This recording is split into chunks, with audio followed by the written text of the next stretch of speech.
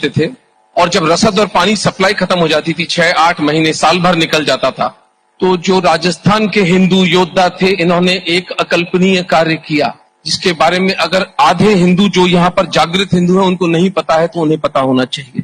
दुर्ग के स्वामी दुर्ग के पुरुषों को बुलाकर कहते अपनी स्त्रियों को जला दो, अपनी बूढ़ी मां जिसके हाथ से खाना खाकर बड़े हुए हो, अपनी पत्नी जिसके साथ प्रेम का संबंध इतने वर्षों निभाया है, फूल जैसी बेटी, उसकी प्रश्न सूचक दृष्टि की तरफ आंख मत मिलाना, इन सबको जीवित जला दो। इस घटना को जौहर कहा जाता था।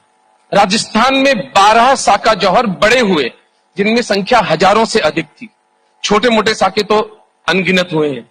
25 फरवरी 1568 को तीसरा साका राजस्थान के अंदर चित्तौड़गढ़ में घटा जिसके अंदर 10,000 स्त्रियां 10 वर्ष से छोटे छोटे बच्चों को अपने शरीर के बांधकर जीवित जल गईं और दुर्ग के पुरुष अपनी स्त्रियों को राख होते देखने के बाद उस राख को अपने शरीर पर मलकर अगले दिन सुबह दुर्ग का द्वार खोलकर मुसलमानों से युद्ध करने चले गए और अपने से 4 गुना बड़ी सेना के अंदर जितने मुसलमानों को मार सकते थे मार डाला। उसके बाद वीर गति को प्राप्त हो गए। इसे साका कहा जाता है।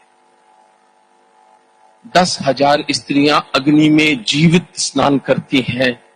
इस साका जौहर को, इस अकल्पनीय त्याग को, मेरे पुरखों के जीवित राख होने की प्रक्रिया को इस देश के मक्कार आत्मा विहीन इतिहासकारों ने सती का दर्जा दिया। किसी ने इनसे नहीं पूछा इतनी भयानक यातनाएं अग्नि में जलना।